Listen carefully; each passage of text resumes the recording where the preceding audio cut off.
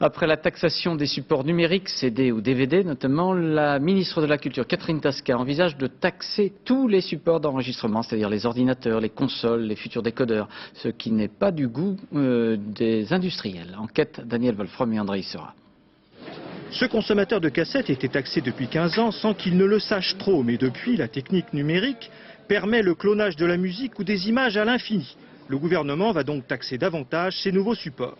Il en coûtera ainsi 3,70 francs de plus pour un mini-disque, la même chose, 3,70 francs de plus pour un CD audio, 2,15 francs pour un CD enregistreur de données, 1,87 francs pour une cassette audio et 2,81 francs de plus pour une cassette vidéo.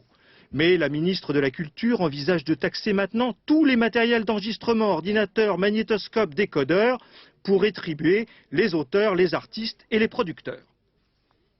Je dirais que cette taxe va compenser le manque à gagner qui est dû au fait que vous avez le droit de copier de la musique gratuitement. À partir du moment où vous avez acheté ce disque, vous avez le droit de copier gratuitement cette musique. Pour les industriels de l'électronique grand public, cette taxe n'est pas acceptable. Nous pensons que cette taxe devrait être harmonisée au niveau européen et ne pas provoquer de distorsion de concurrence entre les différents pays.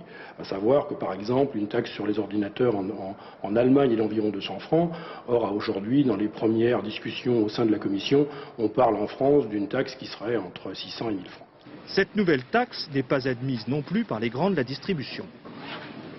Je pense que le gouvernement aurait mieux fait de s'attaquer au problème à la source, c'est-à-dire par exemple en faisant baisser le prix de la musique et notamment en faisant baisser le prix de la TVA sur la musique. Il n'est pas normal que la musique soit taxée à 19,6 par exemple, alors que le livre ou le cinéma sont taxés à 5,5.